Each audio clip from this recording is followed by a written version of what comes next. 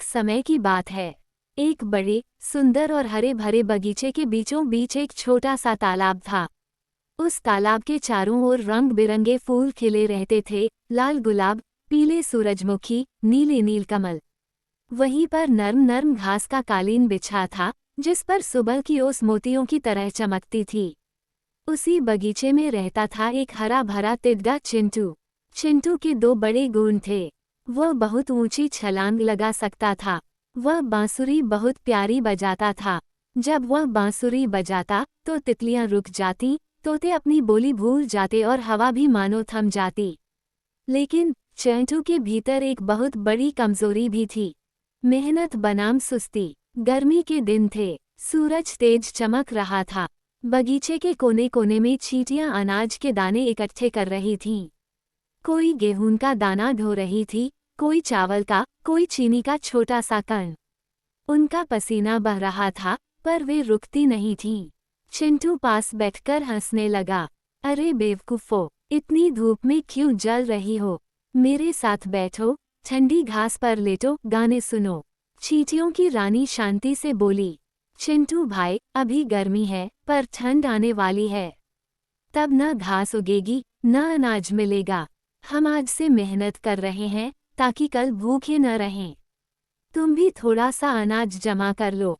चिंटू ने जोर से हंसकर कहा, मैं तिड्डा हूँ, राजा हूँ इस बगीचे का। मैं क्यों मेहनत करूँ? खाना तो यहाँ बहुत है। वो उछलकर लाल लाल टमाटर के पास पहुँचा। टमाटर गोल था, रस से भरा हुआ।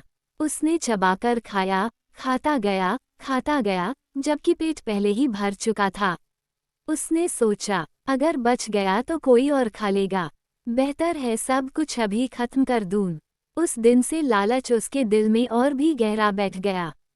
किसान का गोदाम। एक शाम चिंटू मस्ती मस्ती में उछलता कूदता बगीचे की सीमा पार कर गया। वहां उसने एक घर देखा, मिट्टी की दीवारें, छप्पर की छत, पीछे गाय बंधी थी। घर के पीछे दीवार में एक छोटा सा छेद था। उत्सुकता से चिंटू अंदर घुस गया, और फिर जो देखा उसकी आंखें फटी रह गईं। वहां बड़ा सा अनाज का गोदाम था। बोरियों पर बोरी, चावल, गेहूं, दालचीनी और मिठाइयाँ। चिंटू खुशी से चिल्लाया, अरे, यहाँ तो खजाना है। अब मुझे कभी मेहनत करने की जरूरत नहीं। लेकिन फिर उसके मन में एक और विचार आया, अगर कोई और तिड्डा यहाँ पहुँच गया तो मुझे सबसे स्वादिष्ट चीजें पहले खा लेनी चाहिए। उसने चीनी खाई, फिर चावल, फिर मिठाई, फिर लड्डू, फिर रसगुल्ले। वो खाता गया और उसका पेट बड़ा होता गया, इतना बड़ा कि वो गुब्बारे जैसा दिखने लगा। उसके पंख भारी हो गए। उसकी मशहूर छलांग गायब हो गई। वह चल भी नहीं पा रहा था, बस लुढ़क रहा था। संकट की घड़ी। अचानक गोदाम का बड़ा दरवाजा चर्रा चर्रा करता खुला। अंदर आया किसान का बड़ा पालतू कुत्ता। उसने सूंघकर कहा, ये कैसी गंध? कोई यहाँ छिपा है। कुत्ते की आंखें चमक उठी और वह चिंटू की ओर झपटा। चिंटू घबराकर बोला, मैं खिड़की से छलांग लगाऊंगा। लेकिन जैसे ही उसने छलांग लगाने की कोशिश की, वह जमीन पर धापा से गिर पड़ा। उसका पेट रास्ता रोक रहा था। वह सिर्फ रेंग सकता था। डर से उसकी आंखों में आंसू आ गए। काश मैंने इतना लालच न किया होता। काश मैंने सिर्फ जरूरत भर खाया होता। कुत्ता उसके और पास आ चुका था।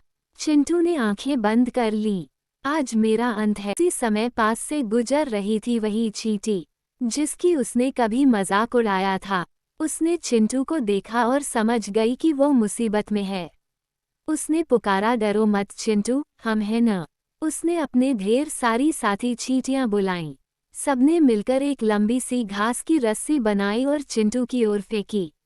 उन्होंने कहा, रस्सी पकड़ो। चिंटू ने मुश्किल से रस्सी पकड़ी। चींटियां मिलकर जोर लगाती रहीं, 1, 2, 3, खींचो। धीरे धीरे चिंटू छोटे से छेद तक पहुंचा और अंदर खींच लिया गया। कुत्ता चारों ओर सूंघता रहा, लेकिन उसे कुछ दिखाई नहीं दिया और वह चला गया। चिंटू बच गया, पर अंदर से टूट चुका था। एक नया, मैंने तुम्हारा मजाक उड़ाया, तुमने फिर भी मेरी जान बचाई। मैं बहुत शर्मिंदा हूँ। चींटियों की रानी बोली, गलती मान लेना ही पहली जीत है। अब कल के लिए मेहनत करो, लालच नहीं। चिंटू ने सबके सामने कान पकड़े और वादा किया, आज से मैं मेहनत करूंगा। जितनी जरूरत है उतना ही खाऊंगा और दूसरों की मदद करूंगा। धीरे धीरे उसने फिर से कूदना सीखा। उसे बांसुरी बजाना आता था, अब वह मेहनत भी सीख गया। वह चींटियों के साथ अनाज इकट्ठा करने लगा। काम के बीच बांसुरी बजाता, सबका मन बहलाता। पूरा बगीचा फिर से हंसी खुशी से भर गया। सीख, मोरल, लालच इंसान की अक्ल और ताकत दोनों खा जाता है। उतना ही लो जितनी जरूरत हो। आज मेहनत करो, कल सुख मिलेगा।